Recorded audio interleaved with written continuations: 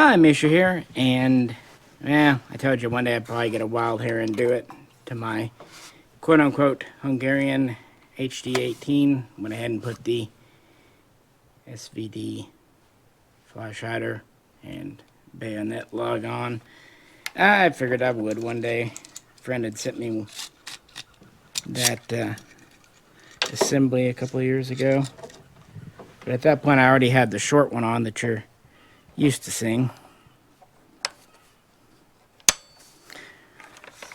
And now we can do pokey things with a sniper rifle. And we have some expired coffee cans.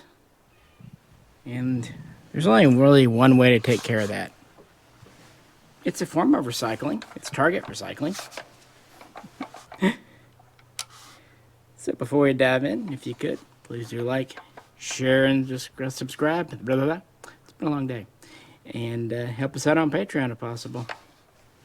But let's run some 7.62 54 rimmed. Alright, see how she does with the new device. So it's got a bit of a thump. And she held open. Held open.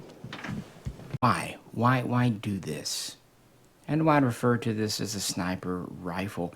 The HD-18 is, of course, a semi-automatic, as is the original SVD-63 Dragunov.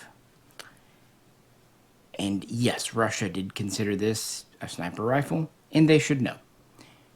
They used a lot of sniper rifles to do a lot of work in World War II, 9130s and even SVT-40s. Maybe they were the first nation to really field a self-loading sniper rifle. Hard to say, even if the SVT-40 wasn't the best success. But it is a bit of an anachronistic gun by Western standards, and that's because each kind of did their own thing. And to be fair, this flash hider and bayonet lug was not originally part of the prototype design. Yevgeny Dragunov, his first submitted prototype was the SV-58, and it lacked those features.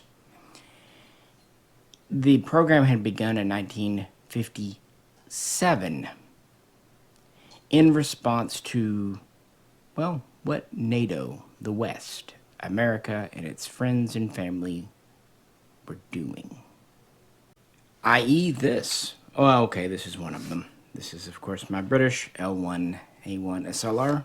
Recently covered this in my ongoing relook at the FAL and its variants.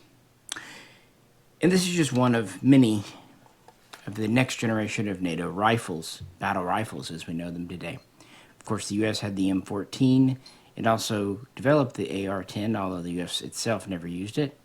Of course, Belgium gave us the FAL, and eventually Spain and West Germany would give us the SEPMI and G3 respectively. These all were firing what was nominally a new cartridge, 7.62 NATO, but really was just an updated 30-06, so an updated World War I era cartridge. So pretty dang full power. But Russia went a different route, kind of taking inspiration, if not outright copying, from the MP44 8mm Kurz round. They went with 7.62 by 39 and the AK and SKS.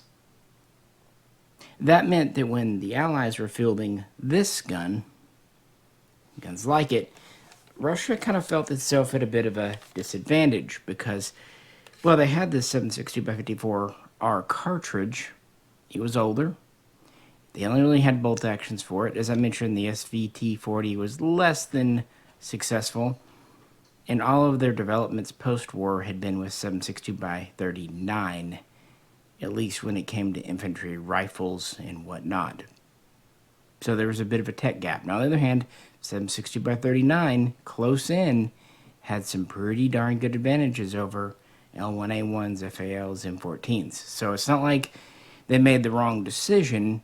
It's just every decision has consequences. This is actually why the U.S. ended up very soon adopting 223 5.56 NATO, which would spur the Russians on to develop 545 by 39 and the AK-74. Yeah, each kind of goes after the other to kind of keep things... Yeah, you get the idea. In fact, we recently have been testing a new-to-market 545 rifle, too.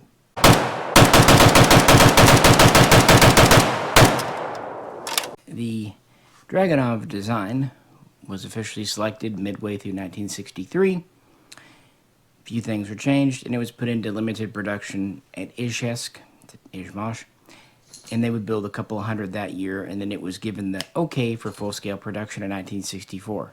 But wait, some elements were still kind of not ready yet. That would be the 7-in-1 cartridge. They have the 7.62 by 54 rimmed round. They're going to keep using it. A lot of reasons why. It's in the system. They already manufacture it. This was originally given a 320 millimeter twist rate, so roughly 12 and a half, 1 and 12 and a half. Distracted by my cat. And that was to actually work with a different loading, whereas most of your military guns would have a 240 millimeter twist, basically 1 and 9 and a half, a little less, but you get the idea. And that's just for the different bullet weights. Finally, the 7-in-1 cartridge was ready in 1966. And that would herald this to be put into full service beginning in 1967. And originally the idea was 1 per squad.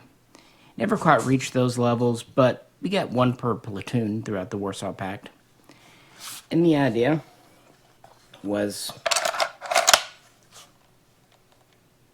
this would kind of fill that gap with 7.62 NATO, 7.62 by 39. They would have kind of picked the most skilled marksmen in training and given them additional work on this gun, and they would have enough of them on the battlefield, giving them a semi-automatic with the detachable 10-round magazine, and this PS01 optic, 4 power, quite easy, intuitive to use. They were hoping to kind of harass, which is polite, politically correct speak for shoot dead, officers, communications officers, maybe vehicle drivers, machine gun nest crewmen, anti-tank folks, people with rockets, you know, any higher priority. And this was hoped to kind of get out there and give them some run for their money, if that makes sense. You know, a much longer range than not just the AK and the SKS, but even longer range than the M14 and the FAL. To that end, it was actually intended to have better accuracy and was honestly manufactured to meet a much higher standard. Roughly speaking, it was meant to be just a little over 1 MOA with the proper ammunition with the 7-in-1 ammo. So, not bad. Now, that wasn't the factory spec that it was held to, but you know, that was kind of the nominal. There's Peanut. But if things got too close, well, that's why the bayonet lug was there, because it was always the possibility this would be called upon to kind of stop being a sniper rifle and be right in the thick of it, close range with the infantry. Keep in mind, you know, 1 per squad, 1 per platoon. There are a lot more of these in the field and a lot more folks trained on them. In fact, at least 2 men per squad were usually trained on how to use the Dragunov in case one went down. So they took it seriously. It is a sniper rifle. It had the extra range, nominally out to 800 to 1,000, but it was said that a really skilled marksman with the good ammo and a tuned rifle could get out to 1,200, even 1,300 meters. That's a bit optimistic, but it was there. So by the Russian standard, it was exactly that, a sniper gun. And they had a lot of them, and they knew they were losing a little bit of oomph going with semi-automatic, but it was worth it. Typically at range, they only wanted the guys to engage no more than 2 targets per minute. But if you're close in, 200, 300 meters, yeah, cut loose, have fun. And if you needed to, this PSO-1 scope could be pulled off, throw a lever just like you know on an AK. Then you'd pull off your cheek rest, and just revert to AK style iron sights. In fact, put a pin in that AK thing for a minute. But for now, I wanted to go out and make sure me fitting this mil-spec muzzle device was correct. And wouldn't walk out. And also, I wanted Fox to run a few rounds through it and help me get rid of those cans. Alrighty, let's let Fox get some of those cans out of our way. Get the cover off here real quick.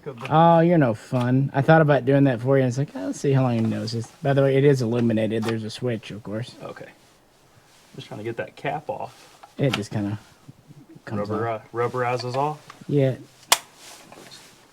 1 second, it's on there good. There we go. Fox, it's rubber.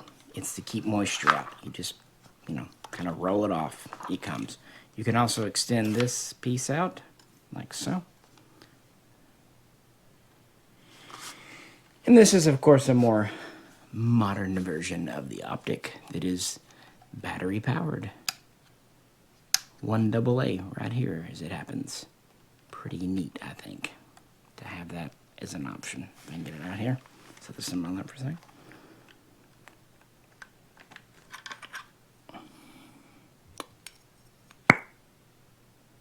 And yes, I did just remove it just to make that noise. All right. I'm still playing with things. Yep. All right.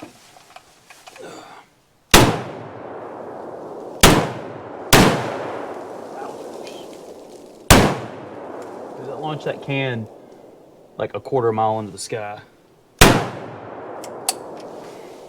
Held open. Held open. And that's the ceiling.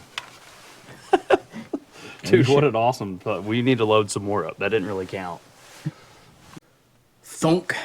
I'm not sure if I should have worried about my roof or my gun. At least, yeah, the bayonet was unattached. It happens. This is not a small gun. Overall length is a little over 48 inches with the long flash hider. And the barrel is just under 24.5 inches, again with the long flash hider.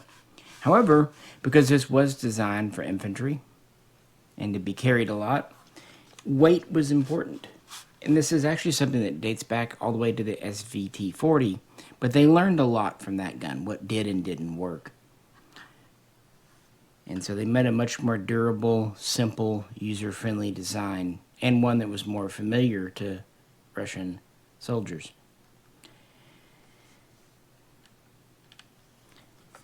It is not heavy at all. Under 10 pounds with the optic on here. So while it's long, it's actually very well balanced. In fact, it really doesn't weigh more than the original milled AK Type 3. Not by much. Still weighs more than the AKM, of course. And I should also just mention briefly, because it does get asked. Introduced in the 60s, it originally would have used the older style bayonets like the 6X3, then moving to the 6X4, I brought out a 6X5, or H if you prefer. These came into service in the late 80s, early 90s, and that's the kind of look I'm going for with this rig, because, well, this is a product of its time. This was not manufactured in the 60s or 70s.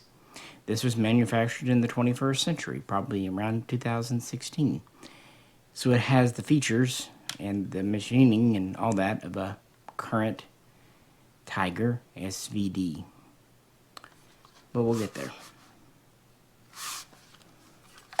But no, Fox quite obviously enjoyed shooting this.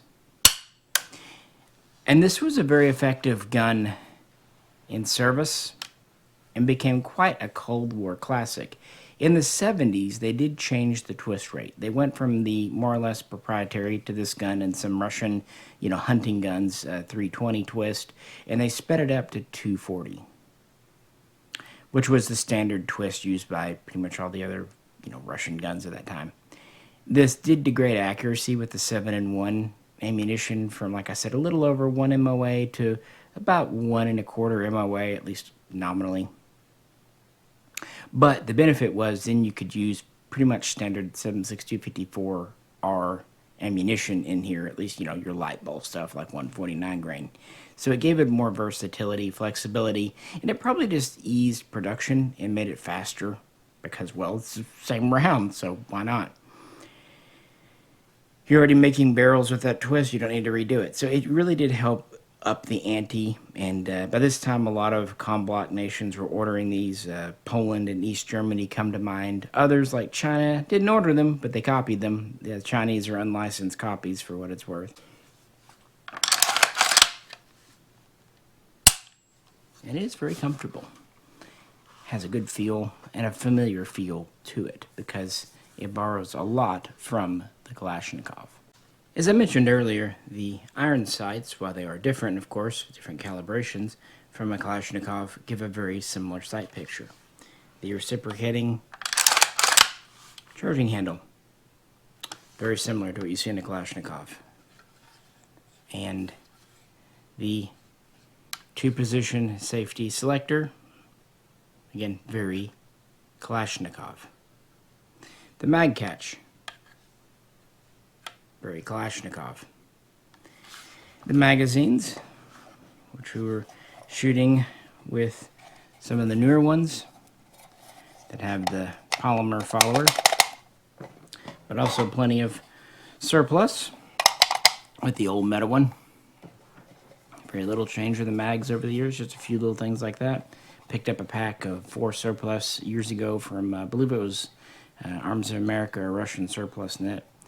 They do rock in, very similar to an AK, but they have this tab in the back here, and that's to activate the last round hold open device, and of course that was done to speed up mag changes, reloads, and also of course to probably help with the cooling of the barrel with the thing open. So I think the AK aesthetics of this have a lot of folks thinking it's an overgrown AK. And to be fair, we do have examples of that, like the Romanian PSL and the Zastava M76, M77, M91s. So much so that in almost every video there's a question asked about, can or will Palmetto State make a Dragunov? No, they were not, because even if it has familiar AK controls done for the ergonomics of the soldier, virtually none of the parts are the same, and the operating system totally different. So let's pull off our optic.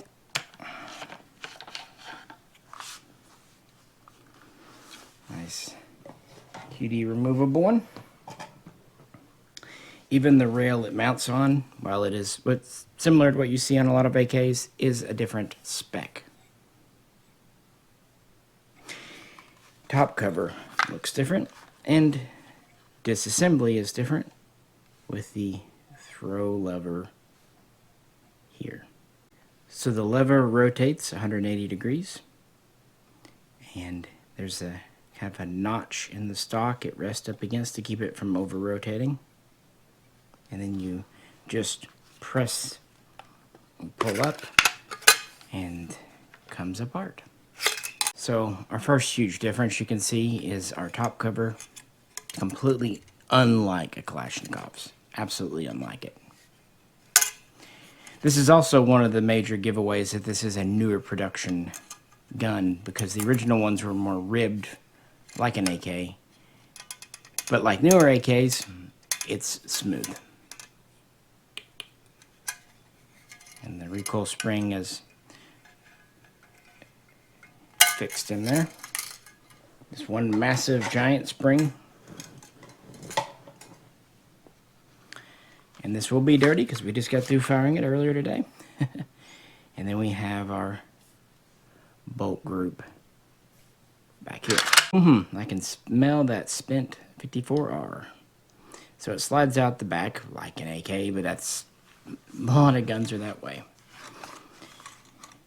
And in some ways this is similar, but you'll notice the carrier has no piston. That's because this is a short stroke gas system. Complete, I'm going to set this down right in front of you. You don't mind, do you? Complete with a adjustable gas regulator here. 2 positions as it happens. And then our pistons here. You can press in to remove for cleaning. So our carrier, pretty different. This goes in it, pretty much the same. But as you can tell, it's machined completely different. So you could not really use the same tooling to make this as you might use for an AK. And our bolt is interesting. It might at first look like an AK. This does have a spring-loaded firing pin. I believe early ones were just free-floating. Correct me if I'm wrong. Of course, it's a very long stem. And it has not 2 lugs like on an AK, but 3. And of course, the bolt face is very different. I warned you it was dirty because of this rimmed nature of the 54R round. That's actually one reason you have to be a little bit careful when loading the mags so you don't get rim lock. It's not a big issue, just one to kind of be aware of. And one reason these have a pretty noticeable curve to them.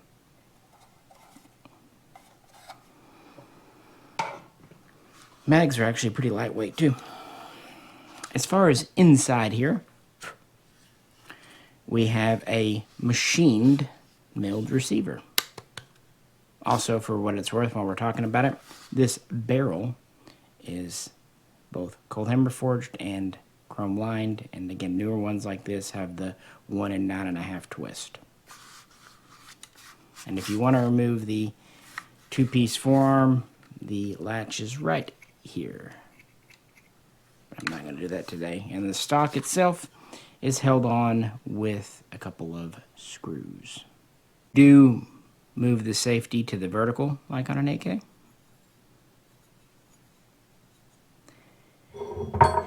And you do that so we can get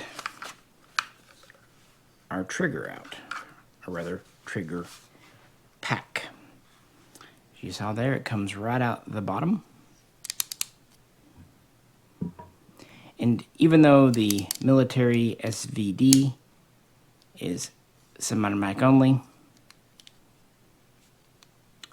when they started importing the Tiger, the Russian civilian version of the Dragunov, which actually was only put into full production in 1992, when they started importing those into the USA back between 92 and 94, one of the changes they requested, made, whatever, was to remove what they considered the auto sear. It wasn't. It was the out of battery safety. Yeah, this is pretty common, so there is that small difference of having that piece removed. And I'm not really sure if it was the ATF that demanded it or if it was something that the importer just did to try to get approval and not mess around with them, because you never really know. So here's our receiver totally stripped out. Even our mag catch is gone. Again, if we wanted to, we could further disassemble by removing our gas piston here. But I think we're good, right? It did use the same basic sling as a Kalashnikov. although it tended to be a little bit longer in pattern. But do you see now why someone like Palmetto State is just not going to make at least a real SVD Dragunov or anything even close like it, because they would not be able to really reuse much of their tooling of anything. Now, what I think a lot of people are thinking of is the PSL and stuff, and that's cool. If they want to make a 54R big AK, they're more likely and able to make a PSL clone, but an actual Dragunov, Oh.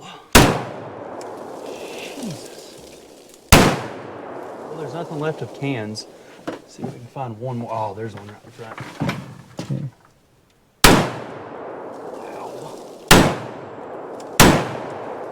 Held open. Always a enjoyable gun. One of the few that are kind of just interesting all around, historically, mechanically, and to shoot.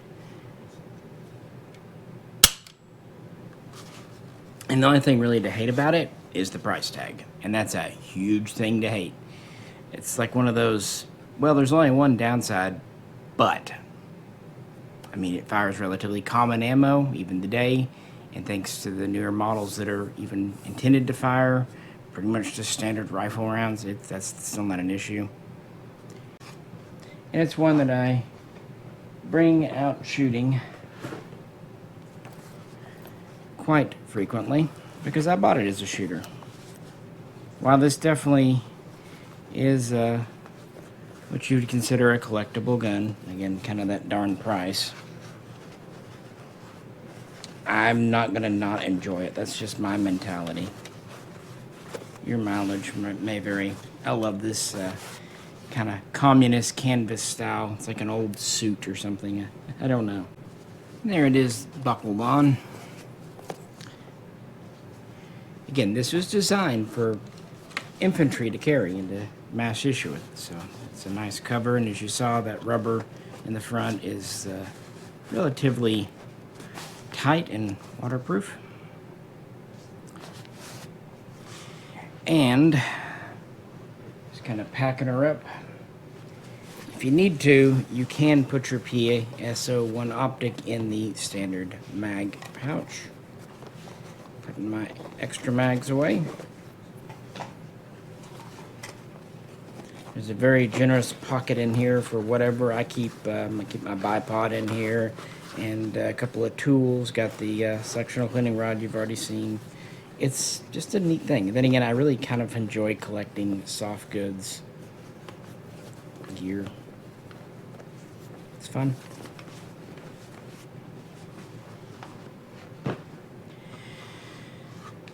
Fun.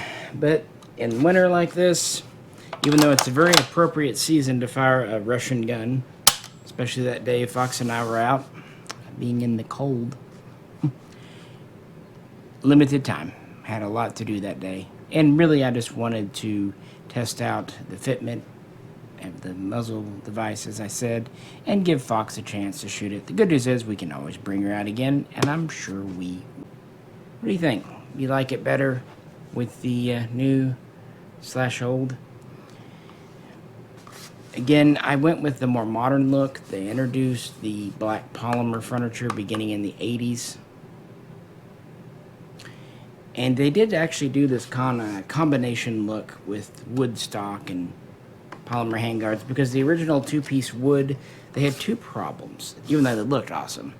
One, they collected heat a bit. Two, they were obviously pretty fragile because it's just a piece of wood. I mean, not super fragile, but you know what I mean. So then they went to the polymer. They seem to handle the heat a little better, and they're just durable, dependable. The wood stock wasn't really problematic, but eventually the polymer stock would replace it. And if I was going to be 100% correct to a late style SVD, a Dragunov, I should have the polymer stock. This does get into the, it's my gun though, and there's just something about the look of the cheek rest wood Dragunov stock that I I can't say no to. Plus, I do think this version, since it has a little more weight and mass to it, helps with recoil. The polymer ones I've fired just seem to be just a teensy bit thumpier, if that makes sense. Who knows? Then again, maybe one day I'll get a wild hair, just like I did with the muzzle device, and put a polymer stock on this. But I wouldn't hold my breath, because this kind of dual look is exactly what I like. Very Afghanistan war. But what do you think? Which look would you go for? And yes, I know there is also a folding stock, although actual folding stock SVDSs in America are very uncommon and usually very difficult to do, and probably make even these HD-18s look cheap. With that, glad Fox was able to shoot at least a few rounds. Glad you were able to hang today. As always, feel free to discuss in the comments. Like to help support us, check out Patreon. If you can't, that's cool, it's the holidays. But liking, sharing, and subscribing, you can do that. Come on, you can do that. This is Misha, and we'll catch you very soon next time. Yeah, we were just saying there's something about anything Mosin adjacent. Sooner or later, it will touch the ceiling. Yes, it will. I turned around on you. Now imagine if it had the bayonet still on it. Dunk. This thing is awesome. Why, throughout this entire video, that I only talk about Russian SVDs and Tigers and not really mention the HD-18 at all? Because this is a damn Russian gun and we all know it by now, okay?